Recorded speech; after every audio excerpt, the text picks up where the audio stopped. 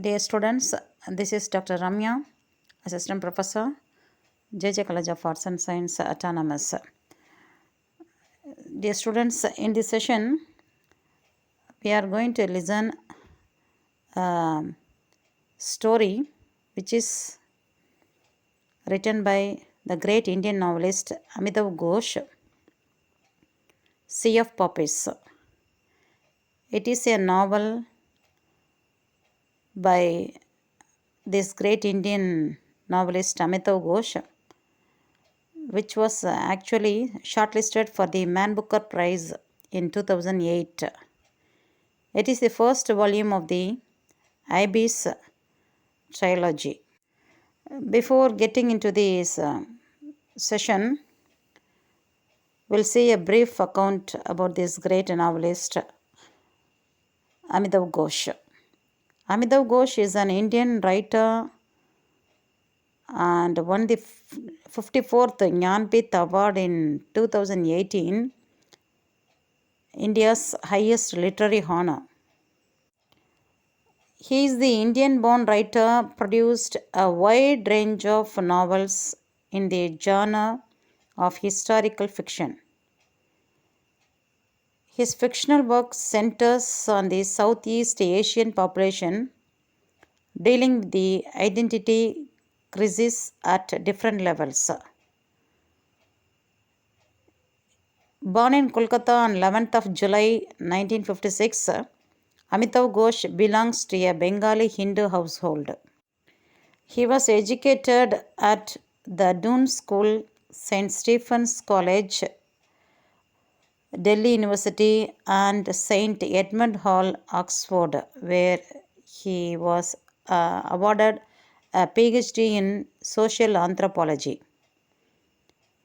He has been a fellow at the Center for Studies in Social Sciences, Calcutta, and in 1999, Ghosh joined the faculty at Queen's College, City University of New York. He has also been a visiting professor to the English Department of Harvard University since 2005. Sea of Popies, the first installment of a planned trilogy, is an epic saga set just before the Opium Wars, which encapsulates the colonial history of the East. The second in the trilogy is River of Smoke, which was published in 2011. His other famous works are The Circle of Reason, which was published in 1986, The Shadow Lines in 1990, In an Antique Land in 1992, The Calcutta Chromosome in 1995, Dancing in Cambodia, and At Large in Burma in 1998, Countdown in 1999, and finally The Glass Palace in 2000. Amitav Ghosh's fiction is characterized by strong themes that may be somewhat identified with post-colonialism but could be labeled as historical novels. In 2007, he was awarded the Padma Shri by the Indian government. Let us see the main characters of Sea of Popies.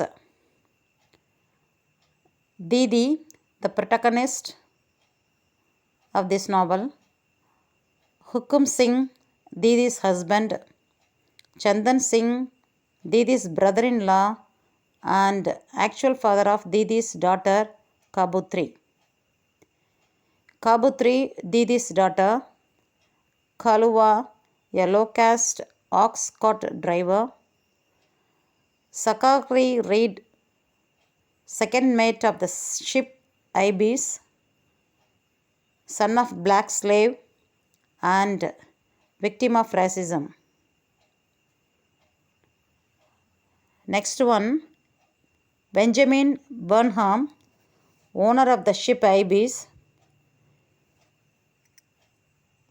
Neil Rathenholder, ruler of Rakshali dynasty, Paulette Lambert, a French orphan, Jodu, who is also known as Azat Naskar, son of Paulette's nurse and friend of Paulette. Bhairo Singh, Didi's husband's uncle, Serang Ali, leader of the Laskar crew, half-art prisoner from China, and finally we have Nobakrishna Panda, the agent responsible for transport of indentured coolies. Sea of Poppies begins with the conversion of a former slave ship, the Ibis, into a transport vessel. The ship will henceforth carry opium bound for China and indentured servants to colonies like the British West Indies. As the Ibis is outfitted, readers are led through the splendidly exciting cosmos of 1838 Calcutta.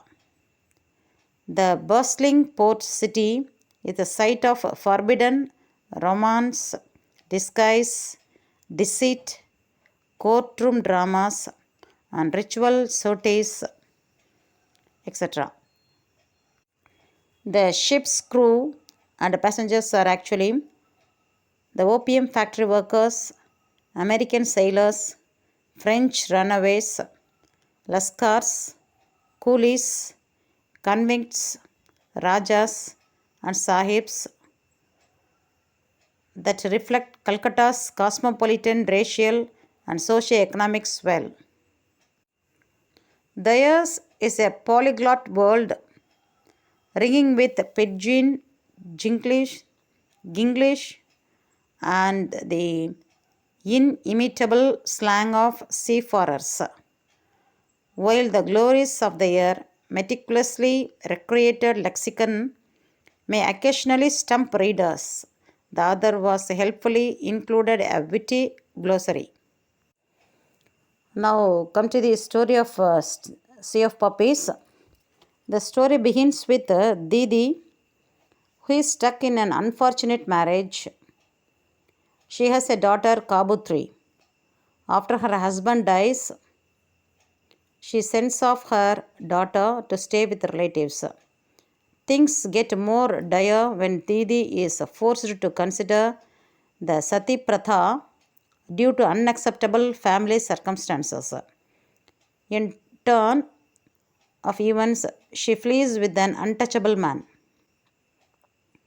The next character is Sakari. He is an American sailor, a mixed-race son, who joins the Ibis in order to escape racism. However, the ship he is on is struck by misfortune. The evangelist, opium trader Burnham, owns the ship that is ready to get through the first voyage from Baltimore to Calcutta, which will be a misfortune. During the journey, many incidents take out the main experienced members. Sakari, helped by sailors headed by Serang Ali, becomes captain of the Ibis. The voyage takes a new route, the islands Mauritius. Another character is Neil Halder, a Raja of a powerful Indian dynasty, has to pay back his debts due to investments in trading with China. He offers Mr. Burnham his estates. Mr. Burnham asks him for the Zamindari Rakshani, but the Indian prince refuses because it is an ancestral family property. After the trial, the Raja is falsely accused of forgery and condemned to 7 years as a prisoner on Mauritius Island. He meets Afat, a mixed race addict, on the ship prison. Paulette is a French orphan adopted by Mr. Burnham and his wife. Thought to be more comfortable with Western culture, she is taught English ways, but she grew up in India and prefers her native manners. She has a best friend, Jodu, who is her nurse's son. When Sakari meets Paulette for the first time at Burnham's, they are immediately attracted to each other. Unfortunately, Mr. Burnham wants Paulette to marry his friend Justice Candlebushi. Paulette, disguised as a niece of one of Burnham's employees, decides to flee to Mauritius with her friend Jodu as a Lascar sailor in order to stay with Zakari. The story sees plot developments when Nab Kisin Babu, a Vaishnavite would be priest, comes to believe that Sakari is an avatar of Krishna. As long as the journey continues, the ibis becomes a common shelter for all those who don't fit the rules of society and want to flee in exile. At the end of the novel, Halder and Jodu head for Singapore aboard a longboat, while Paulette, Didi, and Sakari head towards Mauritius. Thank you.